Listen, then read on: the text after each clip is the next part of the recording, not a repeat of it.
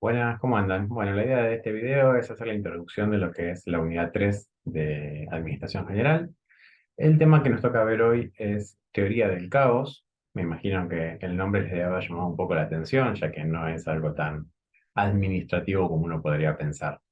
En el capítulo 2 hicimos una introducción al concepto de paradigma y analizamos en particular la visión de Morin acerca del paradigma de la simplicidad y la complejidad. Entendiendo entonces la complejidad que tenemos que abordar, es que vamos a encarar este nuevo tema que lo que busca es analizar a las organizaciones desde una teoría diferente. Lo primero que vamos a ver es el concepto de sistemas y vamos a entender que las organizaciones son sistemas. Cuando hablamos de un sistema estamos hablando de que una organización es un conjunto de elementos que se encuentran interrelacionados y que son interdependientes entre sí y que estos elementos funcionan en pos de un objetivo en común. Es decir, que un sistema es un todo organizado en busca de un objetivo determinado. Ante esta concepción de sistema es que vamos a ver que hay distintas clasificaciones de sistemas. Los sistemas inicialmente los podemos clasificar en dos tipos que pueden ser estáticos o dinámicos. Los sistemas estáticos son aquellos que se mantienen durante el tiempo de manera inalterable, es decir, que sus características son siempre las mismas. En cambio, los sistemas dinámicos son aquellos que van cambiando con el paso del tiempo a partir de la interacción que tienen con el ambiente.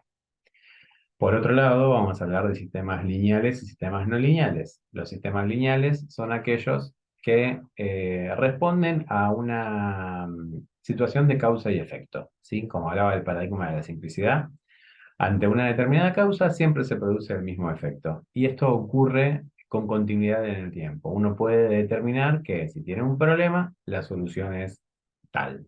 Y si en el futuro vuelve a tener el mismo problema, lo puede solucionar de la misma forma. Eso es un sistema lineal, ¿sí? Podemos reconocer a partir de una acción que realizamos cuál va a ser el efecto que esa acción va a producir. En cambio, también tenemos en contraposición los sistemas no lineales, que son aquellos que no podemos determinar con exactitud cuál va a ser su comportamiento. Su comportamiento es mucho más errático y ante una misma causa o ante una misma acción va a reaccionar de distintas maneras dependiendo de un montón de variables que van a alterar a este sistema, ¿sí? Dependerá del momento en el que se haga, la forma, lo que esté sucediendo alrededor. Entonces, estos sistemas no lineales, vamos a decir que son sistemas probabilísticos. ¿Qué significa esto? Que es probable que ocurra algo con su comportamiento, pero que no es exacto. No podemos tener la certeza de qué es lo que va a pasar con su comportamiento.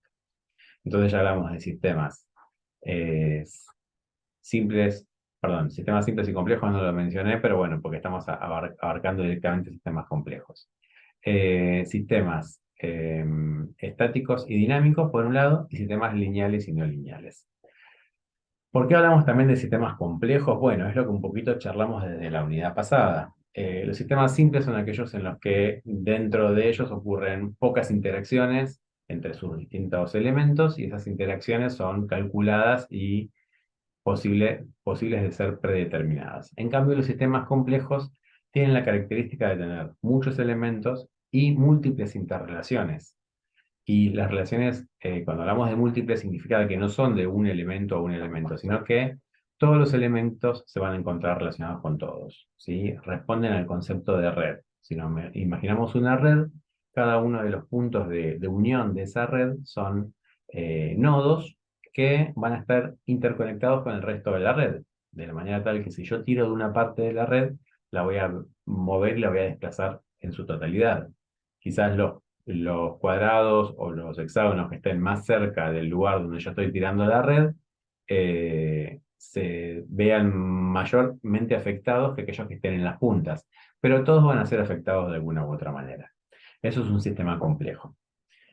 La teoría del caos va a analizar a un tipo de sistema en particular, que son los sistemas no lineales, complejos y dinámicos. Y cuando nos referimos a un sistema no lineal, complejo y dinámico, nos estamos refiriendo a una organización. Las organizaciones hoy en día tienen esta característica. Por eso es que pueden ser abordados por la teoría del caos. Cuando hablamos de caos, lo primero que pensamos es en desorden, ¿sí? Es la primera palabra que se nos viene a la mente, dicho llanamente, quilombo.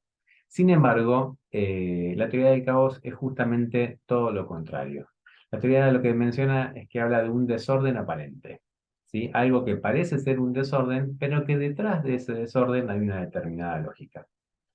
Por ejemplo, si yo digo, quiero viajar desde el lugar donde estoy yo en este momento, que es Moreno, provincia de Buenos Aires, hasta Mar del Plata, ¿sí? ¿Cuánto tiempo exactamente voy a demorar? Y la verdad es que no tengo una respuesta exacta para dar. ¿Por qué? Porque puede haber un montón de variables que intervengan en el viaje, ¿sí? Puedo hacer detenciones, puedo quizás parar a almorzar, quizás tengo que cargar combustible, quizás hay mucho tránsito o hay poco, dependerá, por ejemplo, si es un fin de semana largo, si es un día de semana, si es en temporada, si es temporada alta o baja. Todas esas variables van a afectar el, el tiempo que yo tarde en viajar. Entonces, no sé exactamente cuánto va a demorar el viaje, por eso decimos que muchas veces el tránsito es un caos, ¿sí? Porque es impredecible. Sin embargo, podemos observar que hay un orden detrás de eso. Y ese orden tiene que ver con que si yo hago un análisis posterior a haber realizado el viaje, ¿sí? Imagínense que yo de acá a Mar del Plata demoro 4 horas 51 minutos con 30 segundos, ¿sí? Cuando llegué a Mar del Plata, tomo el tiempo y ese es el tiempo que demoré. Y si analizo hacia atrás, puedo determinar exactamente por qué demoré ese tiempo, ¿sí? Puedo comentar de que en tal kilómetro hubo una demora por tránsito, en otro kilómetro me detuve durante 5 minutos para cargar combustible, en otro kilómetro quedé detrás de un camión y por 5 minutos no pude pasarlo y eso me hizo bajar la velocidad. Es decir, cuando yo hago lo que se denomina un análisis ex post, ¿sí? Posterior al hecho, yo puedo encontrar una lógica de por qué demoré el tiempo que demoré.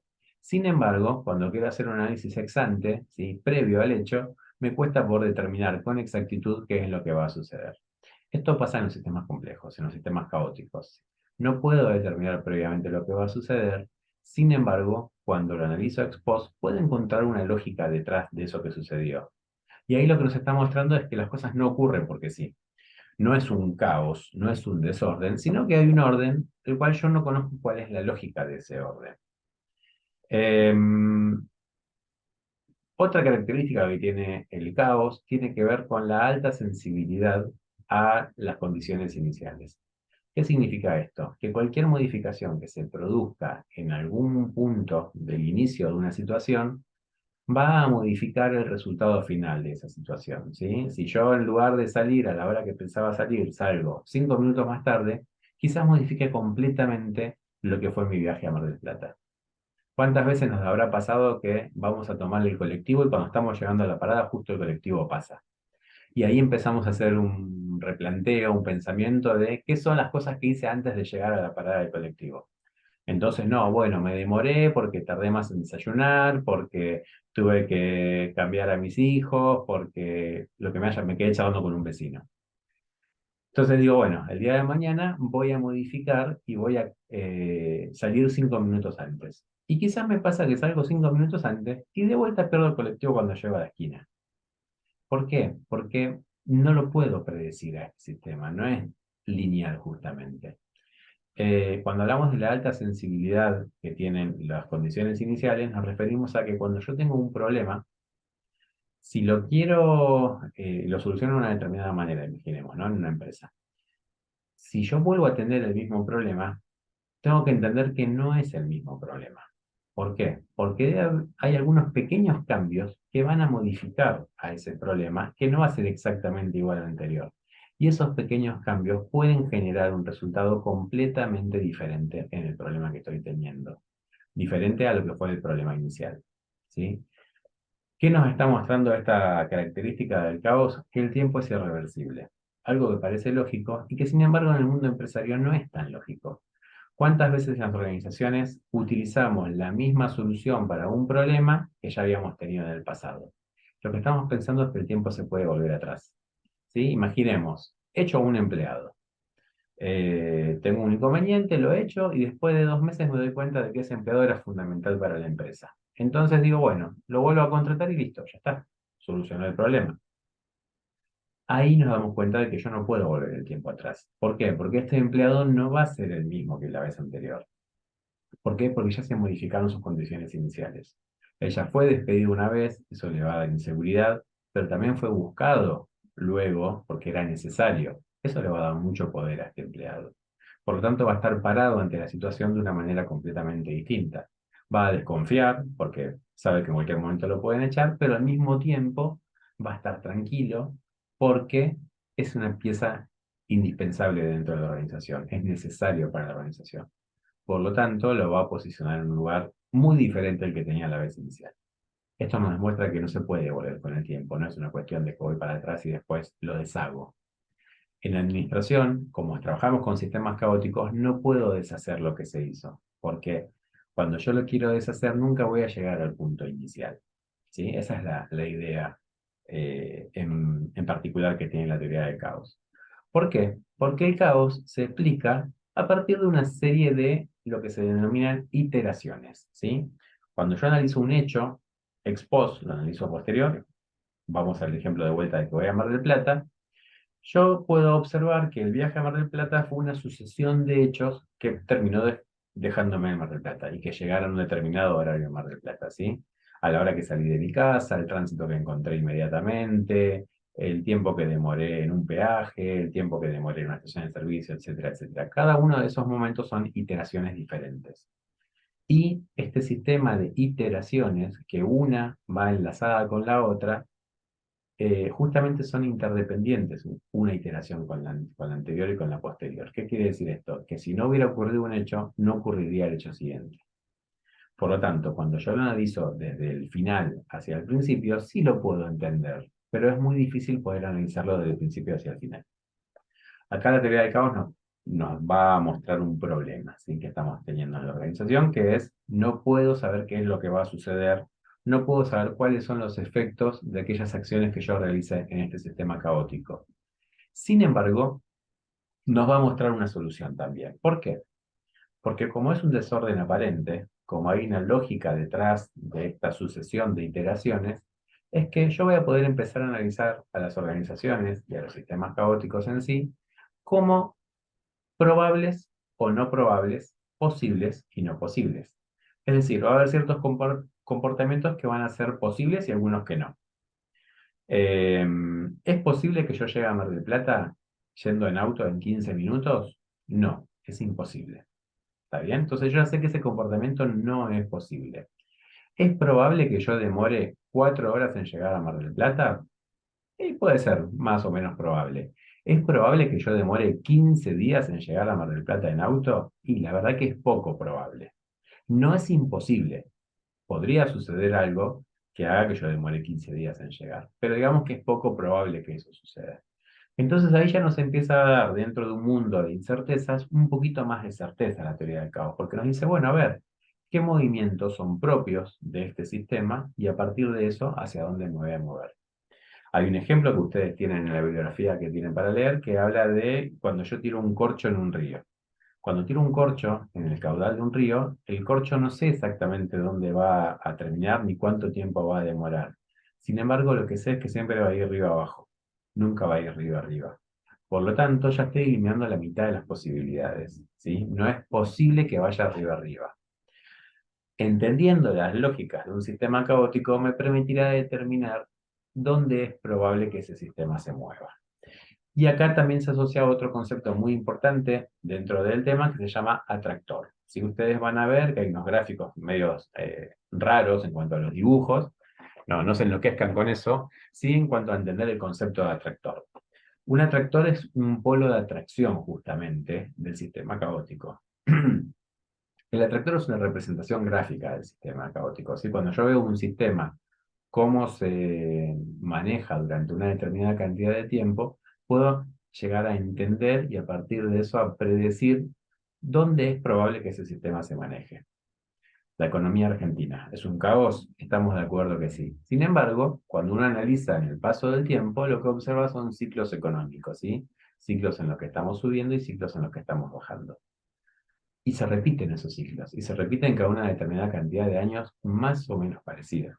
Por lo tanto, yo puedo decir o predecir que en no mucho tiempo, quizás tengamos un ciclo económico ascendente, ¿sí? A partir de cómo vienen los ciclos económicos en el país.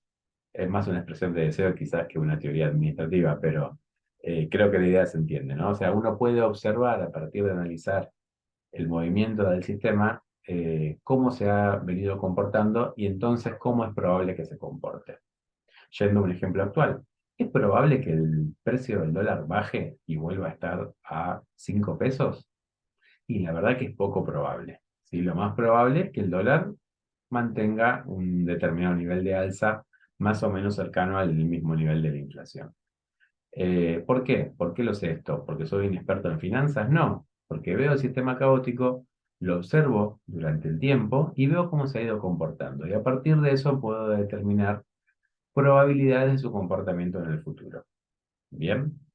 Yo en clase suelo dar un ejemplo que es muy sencillo y es le digo a los alumnos, cuando ellos me ven, después de que estoy varias clases dando el curso, les pregunto dónde tendría que sentarse el alumno para copiarse.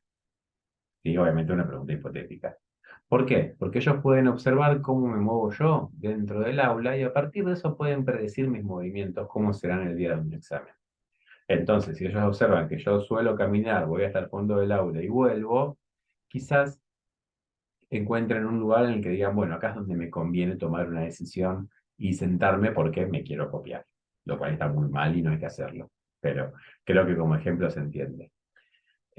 Otro atractor, por ejemplo, que nos ayuda a tomar decisiones es eh, cuando una persona nace, hay un atractor puntual, un atractor muy claro que es la muerte.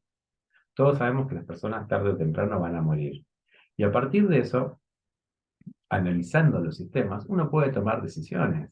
Por ejemplo, un gran negocio es poner una funeraria, porque sabemos que es un punto por el cual todos van a pasar. ¿Sí? Si yo digo, voy a planificar bodas, no sé si todo el mundo se va a casar, pero sí sé que todo el mundo va a ir a un atractor puntual que es la muerte en algún momento. Y por lo tanto, puedo pensar mi negocio a partir de ese atractor. Si digo, bueno, todos los sistemas van a pasar por este momento. El ejemplo es un poco drástico, pero creo que ayuda a entender la idea del atractor, ¿sí? El movimiento del sistema se dirige hacia un punto o hacia un determinado comportamiento que es reiterativo. Cuando uno logra encontrar un patrón en el comportamiento de un sistema caótico, es cuando logra mínimamente poder predecir qué es lo que va a hacer. No con exactitud, pero sí con probabilidades, hacia dónde probablemente se mueva ese sistema caótico. Bueno, les di mucha información, creo que los agoté con esto, pero es una introducción como para que ustedes puedan encarar la lectura de este capítulo. Sí, es muy importante que lo lean y sobre todo que vean la relación que se hace entre los sistemas vivos y las organizaciones. Van a ver que hay mucho en común porque en ambos casos estamos hablando de sistemas caóticos. Espero que les interese el tema. En algunas películas van a poder encontrar referencias a este tema. Por ejemplo, en Jurassic Park, la primera, van a encontrar que directamente en una parte se habla de la teoría del caos puntualmente y se la menciona. Y después, esta alta sensibilidad a las condiciones iniciales, uno lo puede observar en cualquier película que haya viajes en el tiempo. ¿Sí? Esto se llama el efecto de Lorentz, el efecto mariposa, en el cual se dice que una mariposa mueve sus alas en Asia y ocurre un huracán en América. Es decir, una sucesión de iteraciones que se producen a partir de un efecto inicial. Todas las películas que hablan de viajes en el tiempo, e inclusive una película que se llama El efecto mariposa, que se las recomiendo para que la vean, hablan justamente de esto, de la imposibilidad de volver el tiempo atrás y de lo sensible que sería si uno volviera el tiempo atrás cualquier modificación en una condición inicial, cómo el sistema caótico sale disparado para lados completamente impensados, ¿sí? El mínimo cambio genera un cambio muy grande. También hay un capítulo de Los Simpsons que habla al respecto. Bueno, ahora sí, demasiados ejemplos, así que los dejo, lean el tema y cualquier duda que tengan lo van consultando a través de los foros. Hasta luego.